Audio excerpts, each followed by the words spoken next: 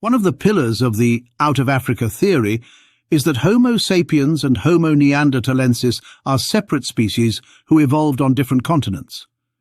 One important piece of evidence that modern humans did not evolve from Neanderthals is the fact that these two species overlapped in the Near East around 50,000 years ago. However, many of the fossils once considered Neanderthal are now being re-evaluated as sapiens. The Neanderthal fossils of the Eastern Mediterranean are often treated as peripheral footnotes to a story whose centre of gravity lay far to the northwest, in the caves and river valleys of Ice Age Europe. The label Neanderthal became a convenient shorthand, a morphological bucket into which any robust, archaic-looking skull from Eurasia could be placed. Yet the Near East has never fit comfortably into this scheme when it comes to some of the more warm-adapted Neanderthal fossils. Its fossils do not line up neatly with the cold-adapted, highly derived Neanderthals of Western and Central Europe, nor do they behave like short-lived intrusions that flicker briefly and vanish. Instead, they sit at the crossroads of Africa, Europe and Asia, in a region of long-term ecological stability, repeated occupation and sustained gene flow. When examined without the distorting lens of rigid taxonomy, the so-called Near Eastern Neanderthals begin to look less like true Neanderthals at all, and more like a Levantine Homo sapiens offshoot, populations that were genetically close to early sapiens, but that expressed a suite of Neanderthal-like traits through local adaptation, hybridization, and deep regional continuity. The Levant is not a marginal corridor that humans passed through once on their way elsewhere. It is a broad ecological zone with Mediterranean woodlands, coastal plains, and upland refugia that remained habitable through climatic oscillations that emptied large parts of Europe. This geography alone argues against the idea that Levantine populations were mere replacements, shuttling back and forth between Africa and Eurasia. Instead, the fossil record from Mount Carmel and beyond suggests persistence. Layers of occupation spanning hundreds of thousands of years, with overlapping technologies and morphologies. In such a context, it becomes increasingly implausible that every robust skull must represent a wholesale migration of Neanderthals from Europe or the Caucasus. A simpler explanation is that Levantine populations evolved largely in place, drawing on both African and Eurasian ancestry, and developed their own anatomical signatures, some of which resemble Neanderthals, others of which clearly do not. The number of specimens classified as Neanderthal in the Levant has diminished considerably throughout the years, as a result of a continuous process of De-neanderthalization. This term refers to the historical process through which human fossils originally labelled as Neanderthals were subsequently re-evaluated and defined otherwise. Consider Tabun Cave, long treated as a type locality for Levantine Neanderthals. The famous Tabun C1 cranium is robust, with archaic facial proportions and skull shape, and for decades this was taken as decisive evidence of a female Neanderthal identity. Yet when the brow ridge is examined in detail, its morphology diverges from the classic Neanderthal pattern. Rather than the sharply segmented double-arched torus, Tabun C1 shows a more continuous, smoothly curving supraorbital form with reduced medial thickening. The cranial vault is relatively high, lacking the exaggerated occipital bun that defines European Neanderthals.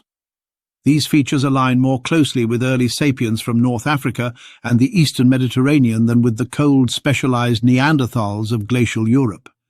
The traditional classification persists largely because Tabun C1 looks robust, but robustness alone is not a lineage. In fact, after reviewing all the available literature, the common assessment is that Tabun is not a true Neanderthal, but rather a hybrid or mosaic fossil. The geographic reach of this Levantine continuum becomes clearer when Amud Cave in southern Greece is brought into the discussion. Amud II, dated to roughly 200,000 years ago, is classed as a female Neanderthal. Yet Amud II's classification has been debated precisely because its morphology sits between categories. If Amud II were compared to Tabun, it would fit comfortably within the same warm Neanderthal spectrum. The brow ridge and facial proportions are very similar, suggesting continuity. If Tabun is not a true Neanderthal, then Amud need to be reassessed as well. Its presence in Greece underscores the broader Mediterranean pattern, Populations along this arc shared traits and genes over vast spans of time, making sharp taxonomic boundaries untenable. This ambiguity becomes even more striking when Tabun is placed alongside Kibara II, also on Mount Carmel. Kibara II is often cited as one of the most Neanderthal skeletons outside Europe, largely because of its postcranial anatomy, which includes a stocky body plan and muscular attachments reminiscent of European Neanderthals. Yet, postcranial robustness is precisely what one would expect in a physically demanding landscape, regardless of ancestry. The skull from Kibara is missing, with only the jaw having been found.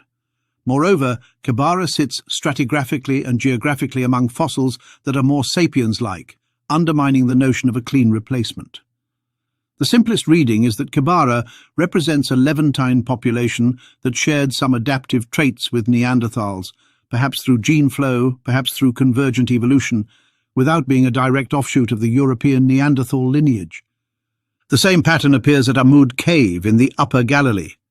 Amud I has often been presented as a classic Neanderthal because of its large brain size and robust facial skeleton. Yet Amud's cranial vault is unusually high and globular, exceeding even many modern human averages, and its facial proportions do not conform neatly to the Neanderthal template. The brow ridge again is prominent, but not strongly segmented.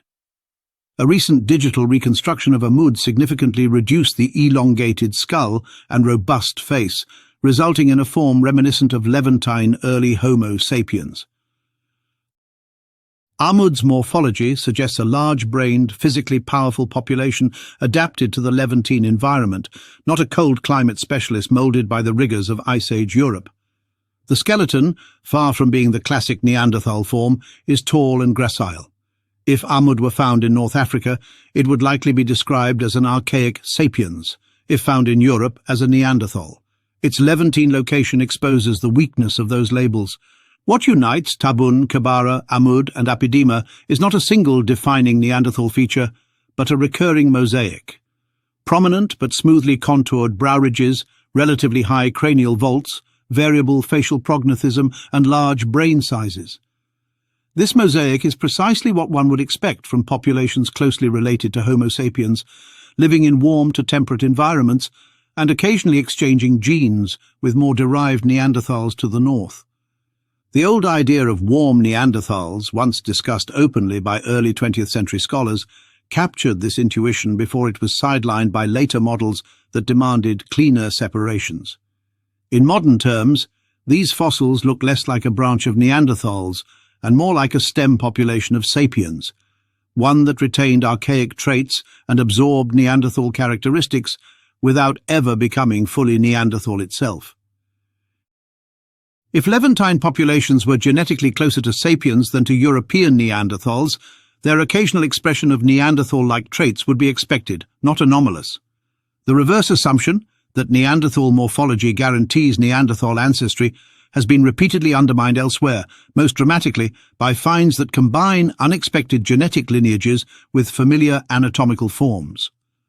Reframing Near Eastern Neanderthals as Levantine sapiens offshoots also resolves a persistent narrative tension. The idea of repeated failed migrations of early Homo sapiens into the Levant. Under the traditional model, sapiens appear, vanish, reappear and vanish again, only to finally succeed tens of thousands of years later. This pattern makes little ecological or demographic sense in a region as habitable as the Levant. If instead the populations traditionally labelled Neanderthal represent local sapiens-related groups with archaic traits, the record becomes one of continuity rather than failure. Skhul and Qafzeh no longer stand as isolated miracles. They become part of a broader Levantine tradition that includes Tabun, Kibara, Apidima and Amud. The 250,000-year-old Zutiar partial skull has sometimes been classified as sapiens and sometimes as Neanderthal, with some comparing it to the Amud specimen, again showing the overlapping traits found in the Levantine human fossil record. Such a perspective also forces a reconsideration of what defines a true Neanderthal. The cold-adapted specialists of Europe display a constellation of traits that peak during glacial phases: extreme facial projection, massive double-arched brow ridges, occipital buns, and stocky bodies optimized for heat retention. These traits appear late and intensify north of the Mediterranean. The Levantine fossils lack this full package. They look like cousins, not siblings, populations sharing deep ancestry and intermittent gene flow, but following a different evolutionary trajectory shaped by warmer climates and persistent connectivity. In this light, the Near East emerges not as a battleground between Neanderthals and sapiens, but as a long-standing heartland of human diversity. Its fossils record populations that blur our categories precisely because those categories were never meant to capture such complexity. Labeling Tabun, Kebara, Amud, and Apidema as Neanderthals may have once offered taxonomic convenience, but it obscures more than it reveals. A more accurate description is that these individuals belonged to a Levantine Homo sapiens offshoot, genetically close to sapiens, anatomically archaic, and shaped by interactions with Neanderthals rather than defined by them. Ultimately, abandoning the reflexive use of Neanderthal for Near Eastern fossils does not diminish their importance, it enhances it. These populations are not peripheral actors in someone else's story. They represent a central chapter in human evolution, one in which sapiens-like groups experimented with form, absorbed traits from their neighbours, and persisted through climatic upheavals that erased other lineages. Seen this way, the Levant is not a mere corridor, but a cradle of continuity, and its so-called Neanderthals are better understood as what they likely were all along. Levantine humans standing close to the sapiens' root, wearing a Neanderthal mask that has too often been mistaken for their true face. The persistent misclassification of Near Eastern fossils as Neanderthals rests on a fundamental misunderstanding of what their anatomy is actually signaling. The cranial traits shared by fossils from Zutia, Tabun, Kebara, Amud, and Apidema are too often treated as derived Neanderthal signatures when in fact they are better understood as primitive features retained near the sapiens stem. Heavy brow ridges, thick cranial bone, oval foramen magnum shape, and posterior cranial convexity did not originate with Neanderthals. They are ancestral traits inherited from earlier Middle Pleistocene Homo populations. What distinguishes classic European Neanderthals is not the presence of these traits, but their exaggeration and integration into a highly specialized cold climate cranial system. Levantine fossils do not show that system. They show retention without specialization. This reframing dissolves the false binary that has dominated Levantine paleoanthropology. These populations were neither classic Neanderthals nor failed sapiens migrants. They were long-lived Levantine humans, standing close to the sapiens' root, retaining deep ancestral traits while contributing to the broader human story. Their so-called Neanderthal features are not misplacements in the fossil record.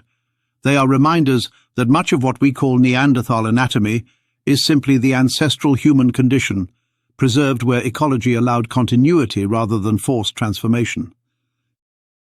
In sum, analyses of the Levantine Middle Paleolithic human fossils reveal numerous incongruences, such as assumed Neanderthals, lacking specific Neanderthal traits, and modern Homo sapiens manifesting Neanderthaloid features.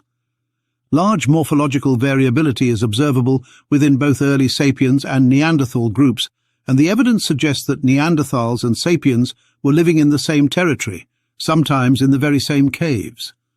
All these, alongside the logistical problems implicit in an assumption of a Neanderthal migration, at whichever date, from Europe to the Near East, make the hypothesis of a strong North African influence on the South Levantine Middle Paleolithic human groups is highly probable. Accordingly, a gene flow from the Neanderthal provinces seems to play a minor role in shaping the particular morphology of that population. Therefore, the Levant should be viewed as a Homo sapiens homeland with occasional Neanderthal migration, especially after Toba eruptions 75,000 years ago. Thanks for watching.